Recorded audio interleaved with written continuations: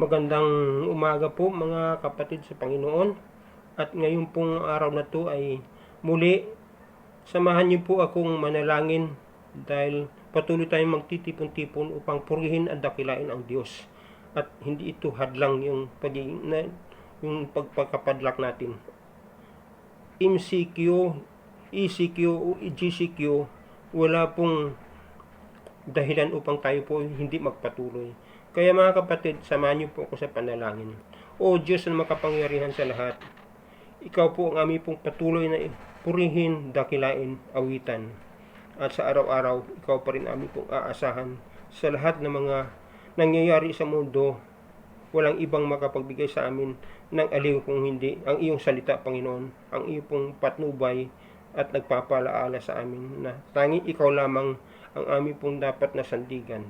Kaya o Diyos, nais po namin ilalapit sa iyo yung mga patuloy na nagkakasakit, Panginoon, sa virus na ito. Sa buong mundo, Panginoon, bagamat iba't iba ang naging total, Panginoon, sa bawat bansa, kung ano yung na-recover, ilan yung patuloy na nabiktima, at patuloy na ilan po ang namamatay. Ngunit o Diyos, Ikaw lang po ang nakakabatid nito, nakakaalam, at meron po kayong layunin kung bakit po nangyari ito. Kaya Panginoon, amin po ding dalangin yung mga lahat ng mga doctors, nurses, mga frontliners, Panginoon. Lahat po yung mga nagbibigay ng support, Panginoon, doon sa kanilang pagkain. Maging po sa lahat po ng mga nagbukas na mga tindahan sa kasalukuyan sa buong mundo na patuloy pa rin ang kalakalan, Panginoon. Kaya o Diyos, ingatan po niyo po ang bawat isa. Maging po dito sa Pilipinas, o Diyos, na bahala ang karamihan po mga mamamayang Pilipino dahil nawawalan na po ng trabaho, wala na po silang nakikitang pag-asa na makapalik pa sa trabaho. Araw-araw na kanila pong pangangailangan pagkain.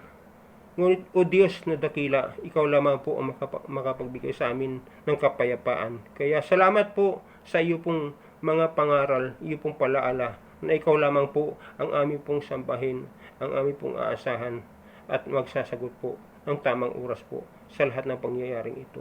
Purihin ka, O Diyos, sa pangalan ng aming Panginoong Hesus na tagapagligtas. Amen at amen.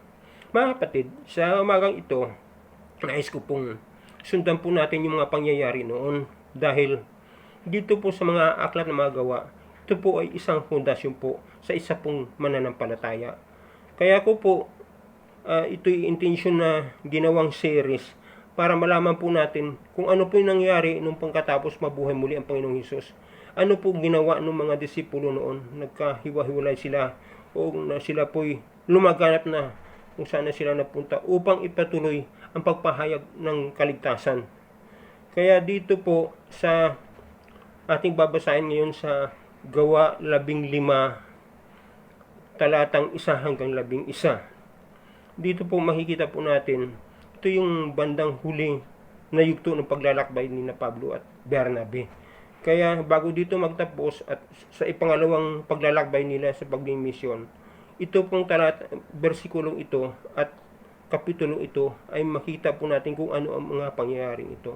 Kaya samahan niyo po ako, basahin niyo po natin itong mga Gawa 15, talatang 1 at saka 11. At ito po yung papamagatan nating nagkagulo, nagtatalo at inayos.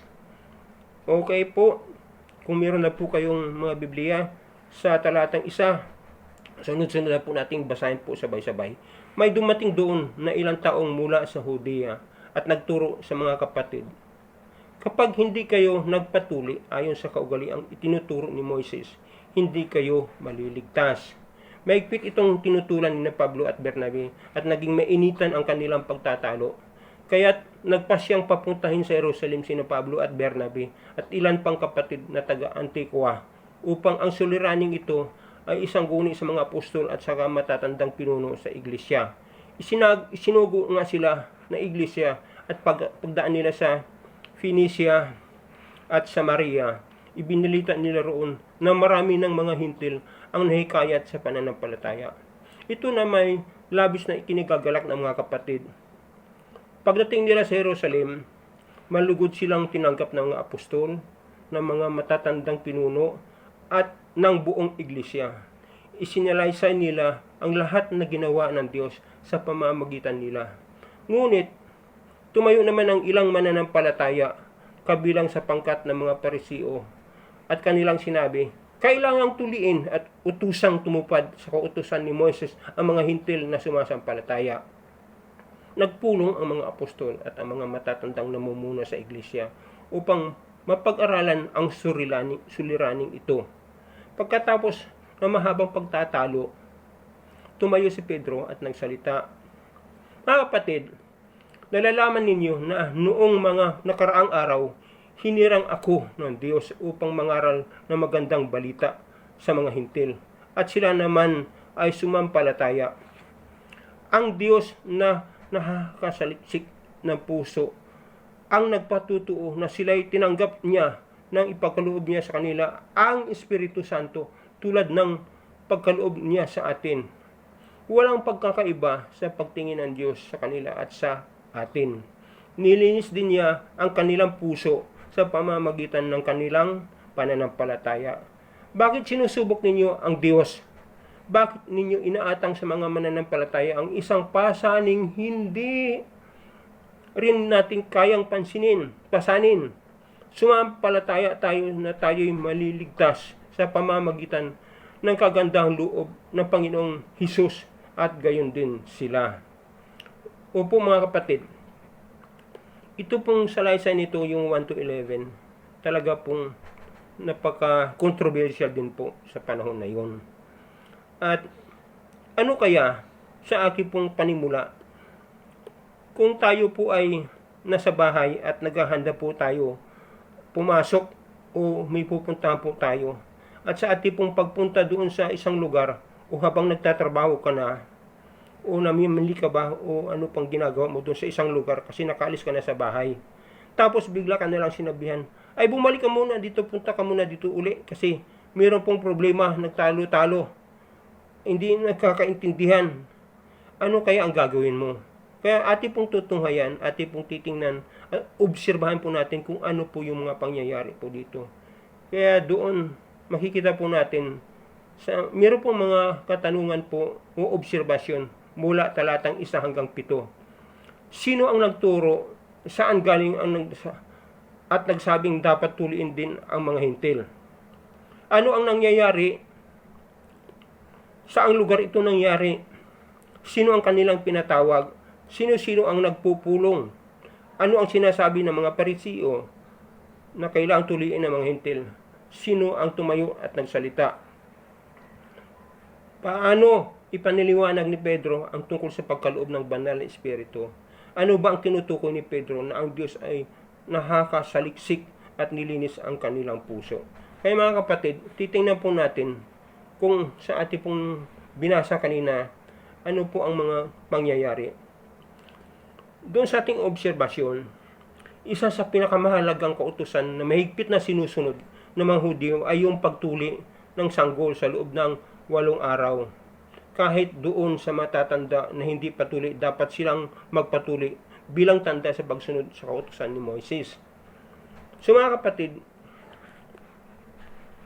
ang inihayag sa Kapitulo 15, 1 at 11 sa Aklat ng Mga Gawa ay may prinsipyong nais na ilalahad o ipinapakita sa atin.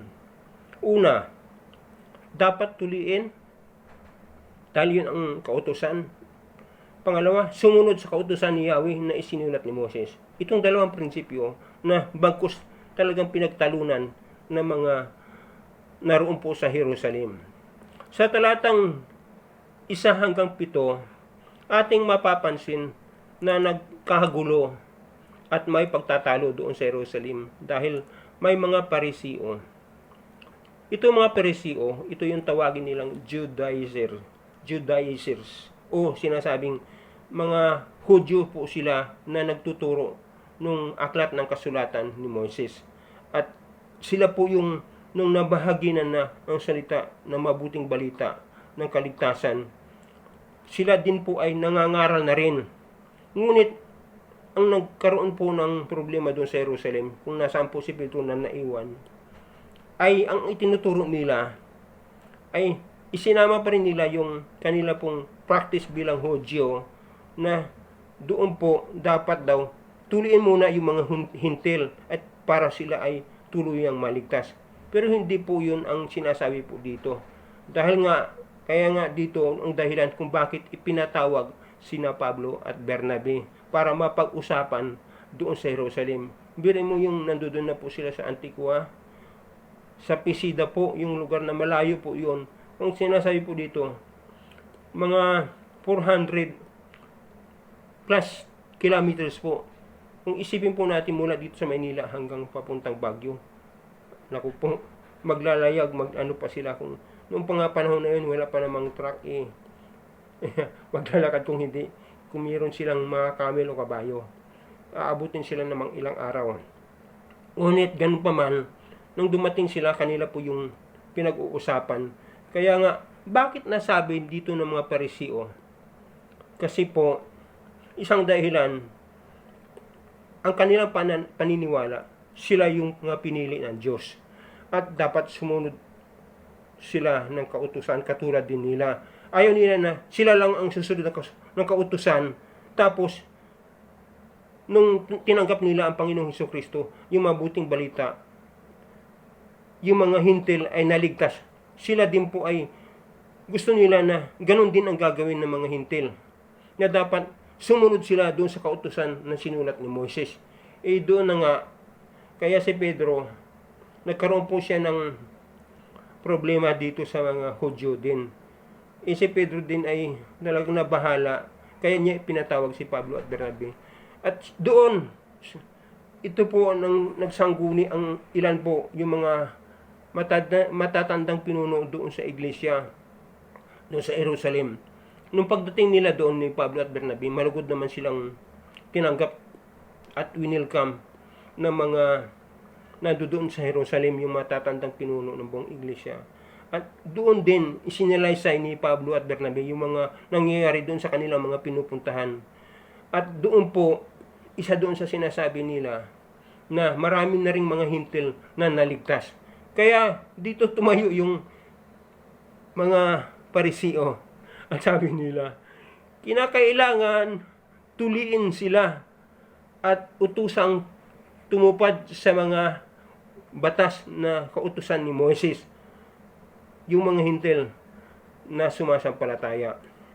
Dito po ay talagang meron silang pagtatalo, nagkagulo na sila.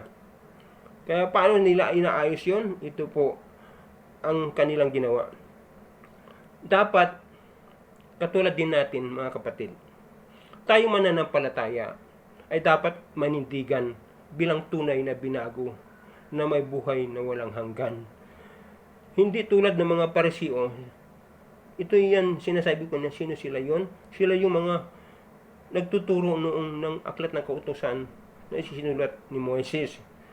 Kasi alam nila na iyon po ang dapat nilang sundin. Kaya naging sa kanila parang hindi maganda dahil parang kami na nga yung sumusunod ng kautusan, tapos sila ito mga hintil, naligtas na lamang na parang dun lang nananampalataya sa Diyos na hindi nila maunawaan. Kaya katulad din natin mga kapatid, kung tayo po naging born again o nabuhay muli, huwag natin gawin yung kaugalian noong tayo hindi pa tunay na Kristiyano. Kung may pagkakataon na ibinabahagi natin ang tungkol sa buhay na walang hanggan doon sa ating mga mahal sa buhay, kaibigan, kakilala, huwag na nating sabihin na dapat yung kaugalian din natin, di ba, mag-sign of cross, tapos sabihin pa, dapat magrosaryo pa rin, o tapos sabihin mo manalangin pa din sa mga idolong santo. Mga kapatid, tinanggap na po natin ang Panginoong Hesukristo. Alam po natin doon pa sa mga una pong pinag-aralan po natin na kaya nga po namatay ang Panginoong Hesukristo doon sa krus dahil upang tayo po iligtas sa kasalanan. At ang tanging paraan lamang ay siya po ay ati pong tanggapin bilang tagapagligtas. Ati po siyang tanggapin na siya po lamang ang ati pong Diyos na maaring magpatawad po ng ati pong kasalanan. Ganun lang po siya kasimple. Pero itong mga Hudyo noon ay hindi nila matanggap po yun dahil hindi rin nila maintindihan eh. Pero tayo ngayon, Katulad nito, sinasabi ko kanina, meron na tayong mga nakasanayan na hindi na dapat natin pong gawin. Kung hindi, dito po sa ating pananampalatayang tunay ay magkaroon po tayo ng kasiguruhan at kaligtasan sa pamamagitan ng ating pong pagsisisi at pagtanggap ng ating pong Panginoong Jesucristo sa ating puso at dapat sumunod sa Kanya. Hindi lang po doon, kundi marami rin pong sinasabi bilang isang mananampalataya. Kaya paulit-ulit pong sinasabi, ano po yun, basahin po natin yung ating pong mga banal na kasulatan. Kanina po habang po ako yung nagbabasa, meron pong ako pong nakita na nagtatanong po doon sa isang artikulo. Ano bang ibig sabihin kung ako po yung naging isang Katoliko? Kristiyano ba rin ako? Ang paliwanag po doon ng mga gumawa ng komentaryo, ang Katoliko, ulitin ko po, ay sinasabi po doon universal name po yun o address po doon sa mga tao pong naniniwala na ang Panginoong Jesucristo namatay doon sa cross para patawarin po yung mga makasalanan. Kaya po, sabi po niya, maging tunay na Kristiyano kung patuloy po nating binabasa, inaaral, minimemorya, sinasabi ko po doon, ipamuhay po ang salita ng Diyos.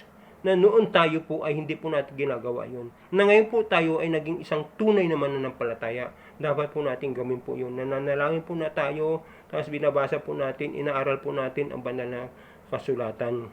At doon po natin ay magamit po natin para ibahagi din sa iba. At iyon po ang sinasabi po doon sa Mateo 28 po. Inutusan po tayong ibahagi po yun.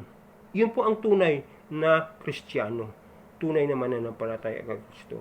Dito po sa talatang 7, ang sabi po doon ni Pablo, mga kapatid, doon sa nabasa natin kanina, sabi niya, nalalaman ninyo na noong nakaraang araw, hindi lang ako ng Diyos upang mangaral ng magandang balita sa mga hintil at sila na may ay sumasampalataya. Ang reference po dito sa Galatia 1:11 to 18. At doon po natin makita ko paano naging apostol si Pablo. Ang sabi pa nga doon sa 11, ulitin ko po kung meron po kayong ballpen o Biblia, sa Galatia 1:11 hanggang 18. Basahin ko po dito sa 11. Mga kapatid, nais kong malaman ninyo na ang magandang balitang ipinangaral ko'y hindi katha ng tao. Hindi ko ito tinanggap mula sa tao at hindi rin ito itinuro sa akin ng sinumang tao. Si Jesucristo mismo ang naghayag nito sa akin. Sa 13 sabi niya, hindi kaila sa inyo kung paano ako namuhay noon bilang kaanib ng relihiyon ng mga Hudyo. Walang awa kung inuusig ang iglesia ng Diyos at sinikap kong wasakin sa relihiyong ng mga Hudyo. Nahigitan ko ang maraming kasing edad ko at ako'y lubhang masugid sa kaugalian ng aming mga ninuno. Ngunit dahil sa kagandahang loob ng Diyos, pinili niya ako bago po ako ipinanganak at tinawag upang maglingkod sa Kanya. Sa 16, sabi dito, nang minabuti niyang ihayag sa akin ang Kanyang anak upang maipangaral ko siya sa mga hintil. Hindi ako sumangguni sa sinumang tao, ni hindi rin ako nagpunta sa Jerusalem upang makipagkita sa mga apostol na nauna sa akin. Sa halip, nagpunta ako sa Arabia at pagkatapos ay bumalik ako sa Damasco. Pagkaraan ng 3 taon, pumunta ako sa Jerusalem upang makipag-usap kay Pedro at 15 araw kaming nagkasama. Mga kapatid, nararapat din nating ibahagi sa mga hindi pa mananampalataya kay Kristo, sa mga mahal natin sa buhay, sa ating pong mga kaibigan, kung sino man tayo noon, ano ang buhay natin noon, nung wala pa si Kristo sa buhay natin, at paano niya tayo binago. Katulad nito na sinasabi ni Pablo.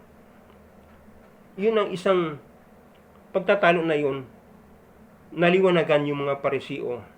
At saka sa talatang 8, at sabi po doon kanina sa binasa natin, ang Diyos ang nagsasaliksik ng puso. Ano ang kaloob ng puso natin? Ano ba yung dati nasa puso natin at isipan nung wala pa si Kristo sa buhay natin? So dito po yung makikita po natin sa Marcos 7, 21 hanggang 23. Makikita po natin kung ano po yung nasa loob ng ating mga puso at isipan noon. Basahin ko po sa Marcos 7:21 hanggang 23. Ang sabi po dito, sapagkat sa loob, sa puso ng tao, nang mula ang masasamang isipan, nag-uudyok sa kanya upang makiapid, magnakaw, mangalunya, mag-imbot, gumawa ng kasamaan tulad ng pandaraya, kahalayan, pagkainggit, paninirang puri, pagmamayabang at kahangalan. Ang lahat ng masasamang bagay nito ay nanggagaling sa puso dahil ang mga ito ay nagiging marumi ang tao. Kaya po mga kapatid, mahirap man aminin, ngunit totoo ang sinasabi ng Biblia. Kung gaano tayo kasama noon, ngunit sa biyaya at awa ng ating Panginoong Jesucristo, binigyan niya tayo ng pag-asa, kapatawaran upang magbalik loob sa Kanya. Alalahanin po natin na hindi lamang po nung tayo po ay nagsabing, nagsisisi ako, pinagsisihan ko yung ginawa ko, at nananalangin ka, at tinanggap mo ang Panginoong Jesucristo na siya pamanguna sa atin. Walang duda po yun, natutuo po yung panahon na yun, na umiiyak ka pa, at sinabi mong talaga magbago ka na, at sundin mo na ang Panginoong Jesucristo. Mga kapatid, hindi pa huli po lahat. Araw-araw, binibigyan po tayo ng palaala ng Diyos. Walang oras, walang araw o buwan o taon na hindi kanya tatanggapin. Kahit anong pagkakataon, oras o minuto man, handa kanyang yakapin at tulungan paano manumbalik sa ating pananampalataya. Ipinagtanggol ni Pedro ang mga hintil. Dito po makikita po natin sa 8 at saka 9 na ang mga hintil na to ay hindi kailangan tuliin pa, sabi niya, dahil sila rin ay pinatawad at binigyan ng buhay na walang hanggan. Malaking bagay ito para sa atin mga kapatid. Pinawalang sala na tayo, binigyan ng kaligtasan sa pamamagitan ng ating pananampalataya kay Jesucristo. Meron na tayong kasiguruhan dahil nasa puso't isipan natin ang pangaral ng Diyos, ang salita ng kaligtasan bilang gabay sa atin. At yun ang banal na Espiritu na parati pong gumagabay, nananahan sa atin. Mga kapatid, dito po sa 11 na binasa po natin, nakikita po natin kanina na medyo madrama po yung sinasabi po dito sa 11. Sumampalataya tayo na tayo maliligtas sa pamamagitan ng kagandahan loob ng Panginoong Hesus at gayon din sila. Kaya huwag nating kalimutan mga kapatid, sa pagkakataon na ito, narito po tayo sa mga panahon na parang nag-iisip tayo, darating na ba kaya ang Panginoon? Darating na kaya ang katapusan ng mundo? Ang tanong, paano kung dumating na siya at darating na siya? Handa na ba tayo? At kung hindi pa, uulitin ko po mga kapatid, bilang palaala, bilang nangunguna sa inyo, sa espiritual, ang sabi ng Panginoon maliwanag, walang oras na hindi tayo pwedeng lumapit sa Kanya. Lahat ng oras bukas sa Kanya. Manumbalik tayo sa Kanyang kalooban. Sundin natin siya. At yun po parating pinalaala. Huwag po tayong magdududa doon sa kaligtasan na ibinigay sa atin ng Diyos. Yung buhay na walang hanggan. At sinabi nga niyo, uulitin ko po at uulitin na doon sa Juan 3:3. Kailangan tayong mabuhay muli. We must be born again. Para po makita po natin yung patuloy na pangunguna sa atin ng banal na Espiritu. Dahil kung hindi po natin gawin yon, mahirapan po tayo. Kaya ati pong mga kapatid, mahal natin ang Diyos, mahal natin ang bawat isa. Kaya patuloy po nating ibahagi ang Kanyang salita. Katulad ng ginagawa ni Pablo at saka Bernabe, na patuloy nilang ibinabahagi ang mabuting balita sa kanino man. Kaya purihin po ang Diyos at sa umagang ito, tayo po magwawakas ng isa pong panalangin at patuloy yung benediction po. O aming Panginoon, kami po'y dumudulog sa umagang ito. Nais po namin kayo po'y lapitan upang hingin ang iyo pong awa, Panginoon. Patuloy po namin hinihiling sa iyo na inyo pong tigilin na po ang salot na ito sa buong mundo. Kung mahanap naman po yung gamot po nito, nais po namin, Panginoon, na ikaw po ang manguna din po sa lahat ng mga leaders po sa buong bansa, Panginoon. Sa kanila pong kanya-kanya pong mga bansa na pinamamalaan, O Diyos. At maging po yung mga mamamayan, maging pong magpasakop po doon sa kanila pong mga ginagawa pong mga solusyon. Nais po namin dalangin, Panginoon, na patuloy na ang paggaling ng mga nabiktima sa virus na ito, Panginoon.